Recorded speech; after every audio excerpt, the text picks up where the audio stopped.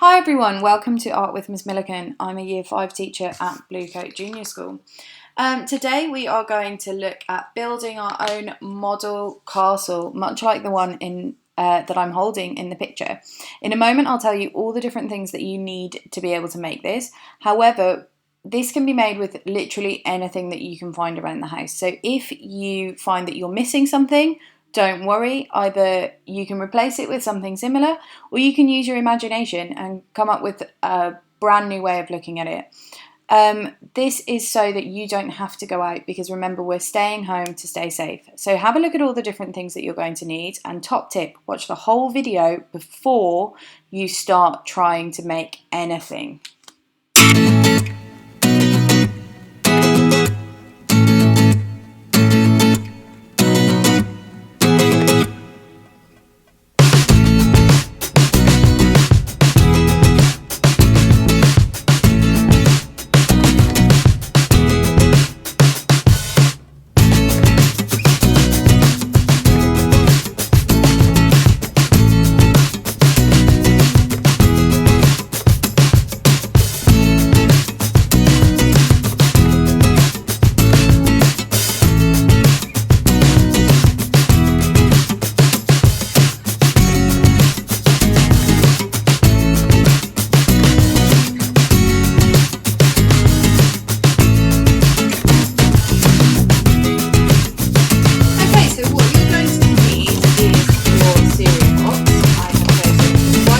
One, but not as big as the model that we've used. So if you don't have a cereal box, as I've said, you could use a Amazon delivery box, any kind of box really. But if, like me, you have been getting a bit bored and doing some home shopping, then you might have some of those lying around. So the first thing that we're going to do is cut off the top part of the box, and we're going to do that before we glue the top of the box shut, because you will see the reason for this in a moment actually. Otherwise you will end up having to stab down into it, which can be quite dangerous. So you might need to ask an adult to help you with this, and we are just going to trim down like this. Doesn't matter if it's not perfect, because you're going to cut the top into shapes anyway. So trim down here, and as you can see, it's opened up now. Don't worry if that happens, just remember you're cutting along the top line, and you're going to keep that cardboard for later just in case you want to make any of the extra things I'm going to show you. Oh, there's still a sugar puff in here. Take that out, give it the draw. Okay, so now you have the base for your box. You also need to trim off this part here. So we'll cut across there. There we go. And what we're going to do now, you can glue this or you can stick it. You can, so I've got glue. You could use sticky tape. If you've got any plastic masking tape, that's really great for this, because it can be easily painted or coloured over. Whereas if you make it with sellotape, as you've seen on the other model, you can get bits where it's harder to colour over, especially if you're using pen or pencil instead of paints. So to stick this back on, I'm going to stick it on so that it's a nice neat line across again. And to do that, I'm just going to focus on the ends and the bottom. So I've glued here, here, and here. And then it goes on that way up, so that you would never be able to tell that you've taken it all apart. And what you might want to do is turn it up that way and then push it down. Don't worry if you get glue on your hands, but that's why we've got down a nice protective layer for the table. I know I'd get in a lot of trouble if I covered the table in glue. So the other end, I'm gluing the two flaps, and then sticking the bottom of the box back together. Oh, this side is not sticking as well, so I'll turn it upside down onto its side, and I'll push it down like that.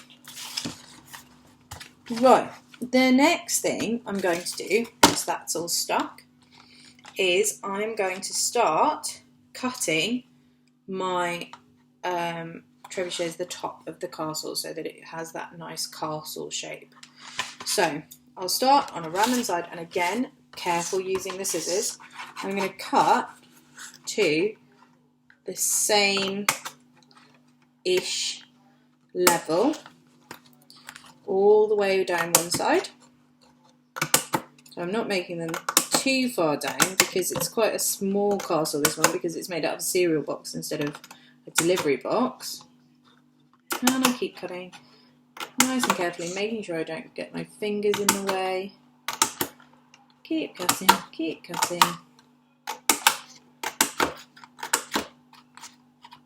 Okay, so once I've done that, I can, on one side, this one keeps unsticking, so you might find yours does this as well, and all you've got to do is just keep pushing it down so that it becomes stuck.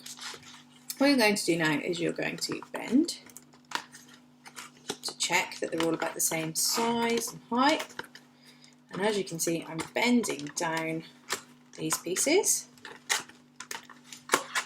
every second one, and I'm always going to make sure that I have a bit on the corner. If I don't have a bit on the corner, I'm going to need to add another cut in, because otherwise it's hard to keep it together. Now I'm going to re-stick this because it keeps unsticking.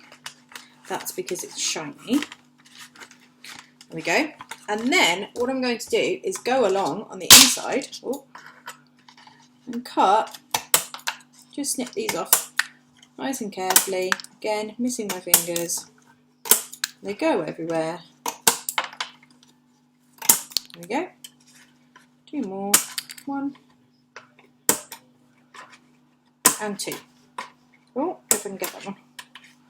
It's being a little bit tricky. There we go. Take them out. So I've done one side. You're going to do that same thing for the other 3 sides now. Right, so now I have cut all the way around my castle base. What I'm going to do is decide where the front of my castle is going to be. So I think the front will be, we'll have to choose the nicest side. I think it's going to be this side, because that will be the side that you play with more often or use as your castle entrance. And what I'm going to do is mark on a door roughly halfway down, like so.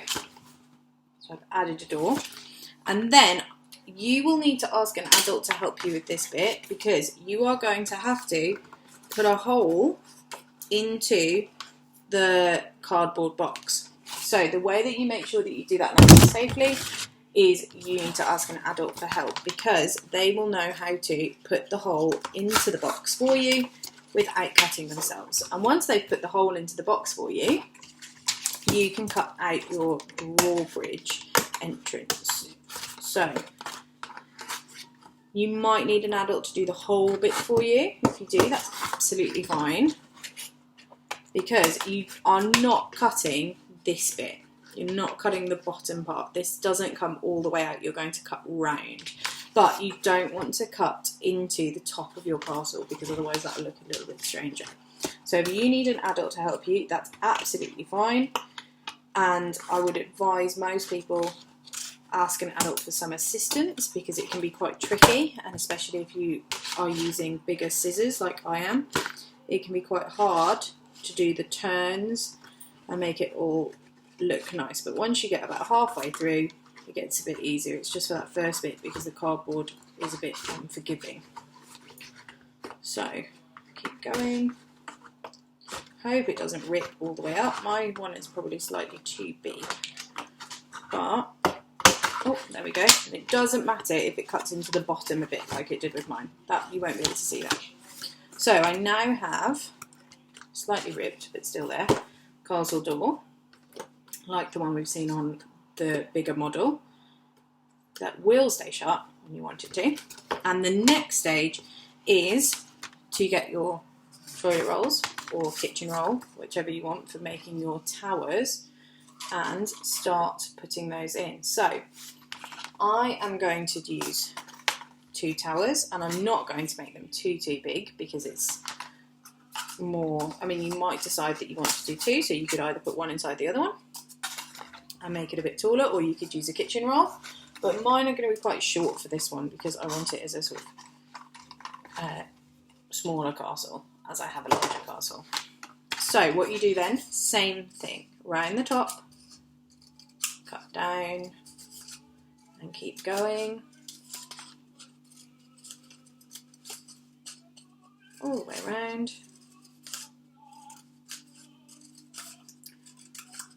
There we go. And then with these, the easiest thing to do is just bend them in. Don't cut them off, and I'll show you why in a second.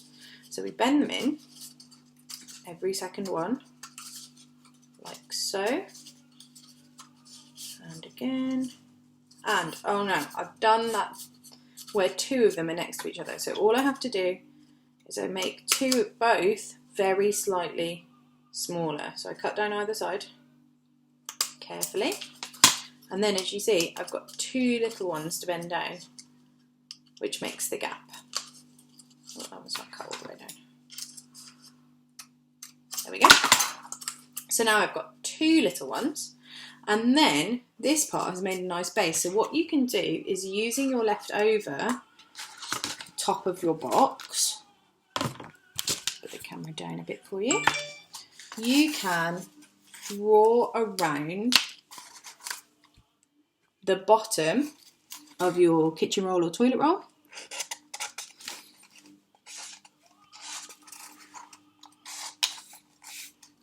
So we go all the way around to create a circle, finish it off a bit. And now we just cut this out. It doesn't matter if it's not exact because you're not going to see it.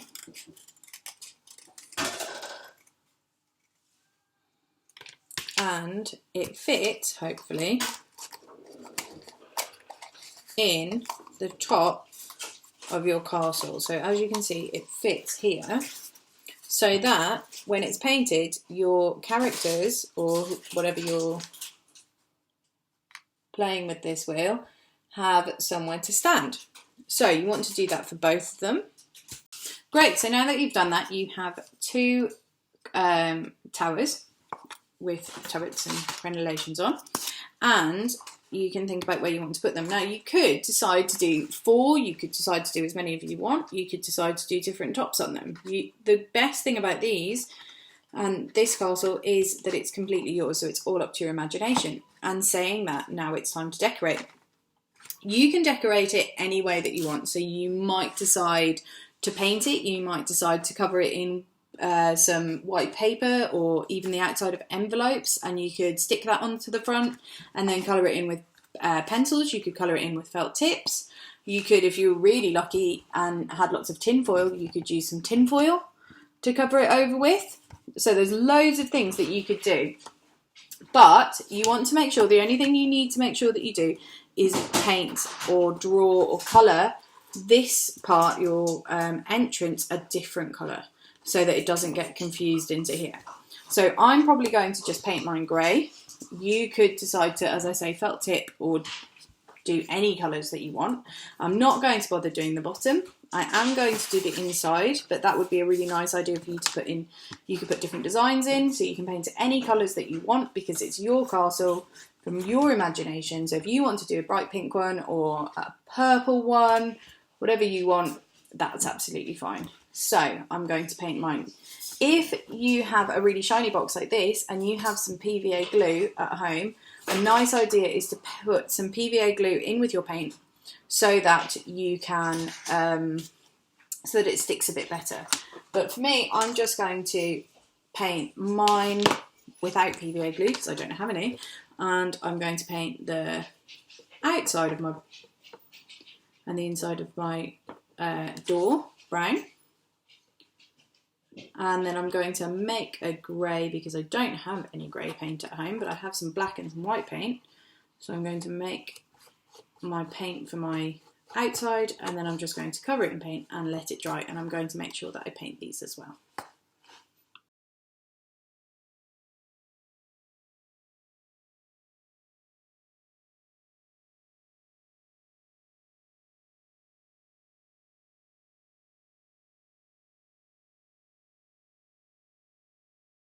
Okay, so now I have a fully painted castle. Doesn't matter if you can still see some of your cereal box through it at all, or whatever box you've decided to use.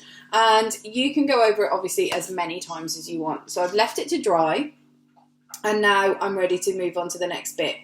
Handy tips: if when you paint it, you put the turrets and the and the towers on at the same time, the paint will do the job for you of sticking them down. Otherwise, just use a dab of glue, or if they don't stick, that's absolutely fine. Maybe a bit of sellotape around them, whatever you have. And I've painted the tops of these bits as well. So the next thing that I'm going to do is make this quite cool. So first thing I'm going to need is a lollipop stick, clean, still dyed pink, but clean. And I'm going to get 2 bits of just random thread. Now, I couldn't find very much, so mine's going to have to be purple. Here's where you're going to need an adult again to help you.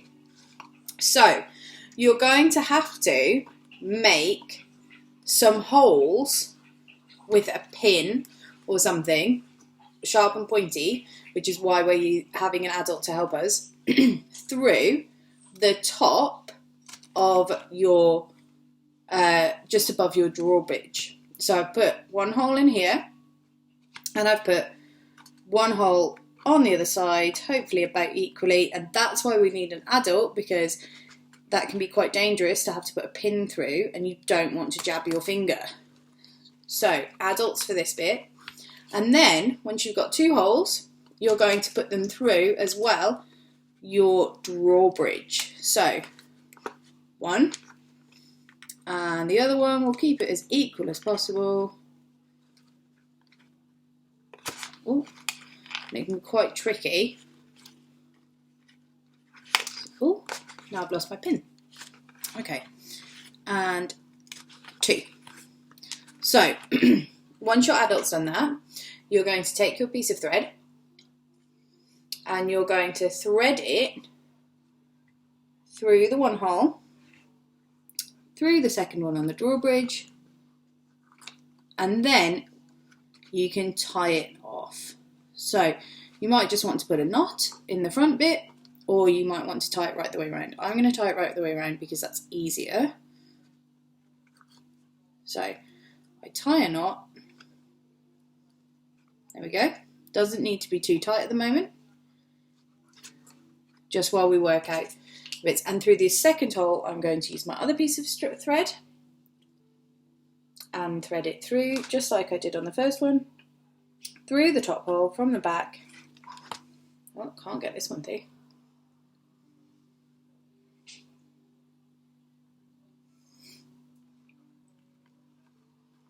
Through 1 hole. Oh.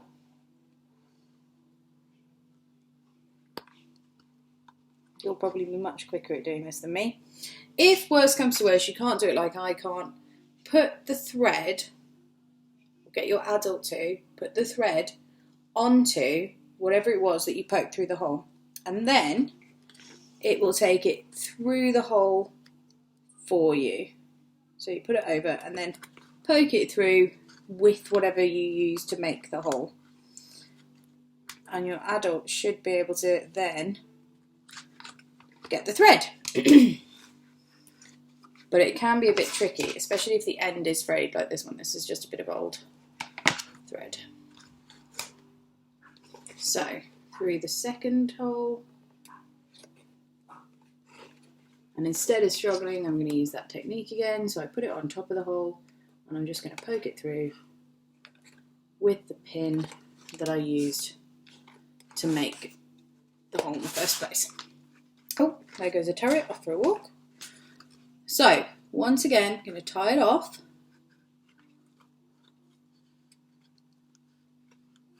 And I'm going to put a double knot in this now.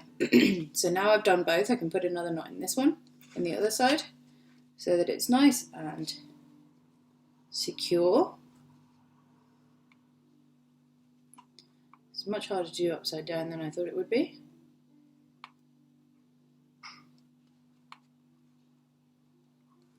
Okay, so now I have a functioning drawbridge. I can pull it up and it closes.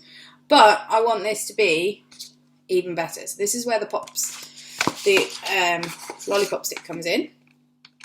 On the other side, I am going to tie this onto the lollipop stick so that there's still lots of slack string so that it can still be raised up and down.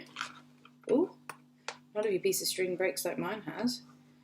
Now this is very flimsy thread that I'm using, so if possible try and use something a bit stronger like a piece of cotton or some kitchen string, anything like that. This, however, is more like a felt, but it's all that I have in, so there we go. Just tied it back together. That'll do. And then tie it onto the other side. Now this is all things that this is made out of all things that you might have lying around the house. So if you don't have a particular aspect, if you don't have something lying around, then you can substitute it, so change it for something else. So another double knot, and now I can, oh, you can hear my dog barking in the background. He's very worried because a car drove past. He's on high alert. So, he probably wonders who I'm talking to in the kitchen. Now, what I can do is I can roll this until it gets up nice and high, and as you can see, it kind of stays, depending on which way you roll it. Up, and I can now use my drawbridge and roll the thread along so that my drawbridge closes. So if you have a look, oh, put that back over there, I'll stick it down in a little while.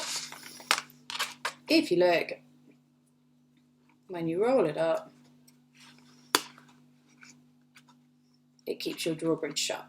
So if it doesn't work the first time, do it the other way. It works better if you roll this way so that the thread goes over the top. And then you can have your drawbridge shut and let it down just like so, so that it becomes a working drawbridge. Right, so that's one of the cool aspects that we can add. Another one, to make it a bit fancy, involves the pin again and some cotton wool buds, hopefully with paper stems for the environment. So I'm going to show you how to make these into some cool flags to come out the top. So the first thing I'm going to do, if they're double-ended like this one, is I'm going to take one of the ends off so that it's now single-ended. And then I'm going to take some kitchen roll, or you can use any form of tissue, you can use material if you've got it, but kitchen roll works for me, and it's in the kitchen where I am. Also, the reason I like kitchen roll for this is because it creates a really cool effect when it's coloured in. So you can use whatever colour. I'm going to use a blue pen, and I'm going to colour in some of this kitchen roll. I like the kitchen roll because it makes a nice effect, like material, once it's coloured. So I'm colouring this side, colouring the other side. So now I have a sort of triangle of blue. You, I'm sure, will colour it in much more carefully than I have, because I'm just giving you an idea. And then with my other end, I take off the other part of cotton. So I can just pull it off. Might take a bit of work, otherwise I can trim it off carefully with some scissors, just so that most of it's off. Oh, there we go, trim it down. Now what I can do is I'm going to make my flags for hanging out of my castle. So it's going to be sort of triangular. So I'm going to make sure that I have a good triangle shape by folding it in half. Oh, preferably with the corners. And then I'm going to trim it down here so that it's a good triangle shape. And then you can use glue, you can use tape. I'm going to use some double-sided sticky tape that I found in a drawer. And you could glue this, as I say, you could use sticky tape, you could wrap it round really tightly, however you find best. And then I'm going to put my cotton stick into the middle so I get my triangle shape. Now, if it's not looking great, just trim it. So mine is not looking as triangular as I'd like, so I'm going to trim it carefully.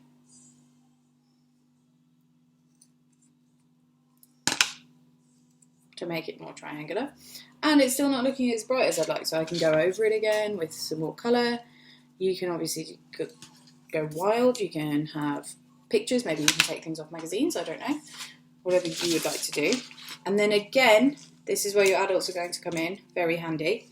You can choose where you want to put your flag. So I might put one flag coming out of the top of my design, of my turret.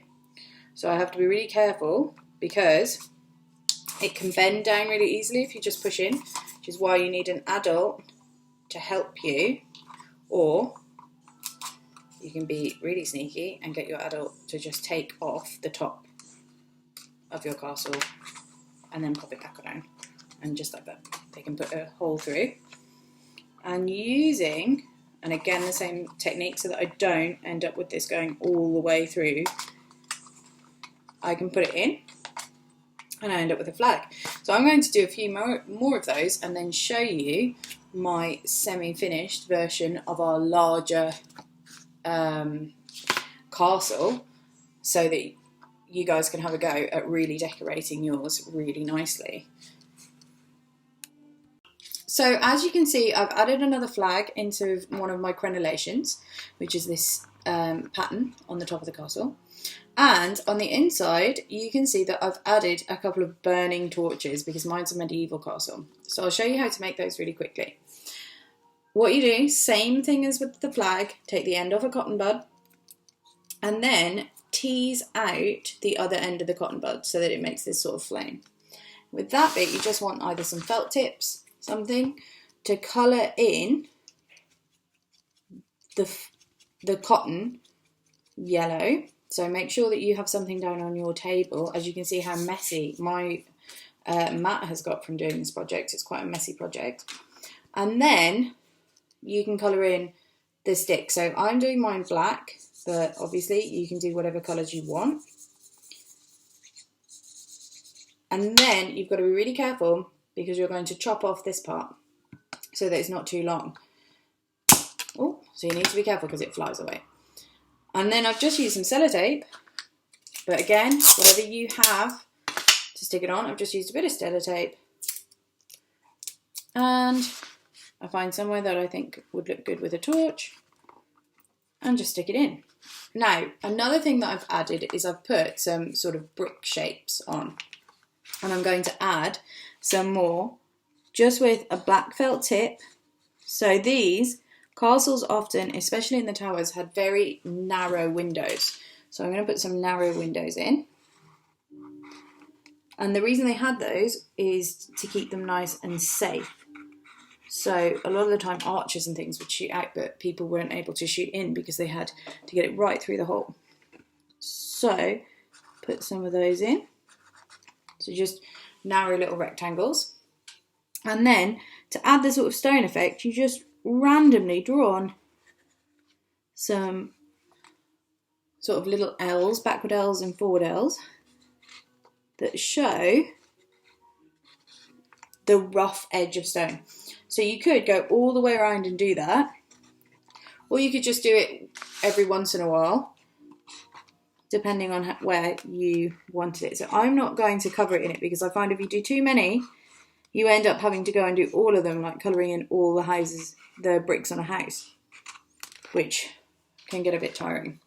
So I've added to the front, and I'll do the same to the sides, add some windows and things. And there you have it, your very own castle with a working drawbridge that, if we look at our model castle that we started off with, that you can change. And if you want to do it with a bigger box like we looked at with the first model, it's exactly the same. You can add the same mechanism to get the drawbridge working. And this tower, because I only had one kitchen roll tube to start off with, I made with just a bit of scrap paper and a drinks bottle and rolled it round. And this has actually made a really nice crumpled effect. And then the same thing, it'll have things put on there. So I'm really excited to see what you come up with your castles. So this was the one that we sort of were aiming to get to, and then we've looked at how we can personalise them even more. So I don't know whether you want to fill them up with, you could try making furniture. It's really easy to make tables and that sort of thing. You could add lots of different colour torches. You could show us a picture of you playing with them if you and a sibling or you and somebody else in the household decided to make one, and you could have a mini battle with them. These are great because they can be part of so many different types of stories. So I look forward to seeing them. Make sure you send them to your year group email when you finish them, and have fun. Remember to get adults help with all the fiddly bits and the bits involving cutting, all those sorts of things. And I can't wait to see what you've come up with, and I'll see you in a couple of weeks for our next project.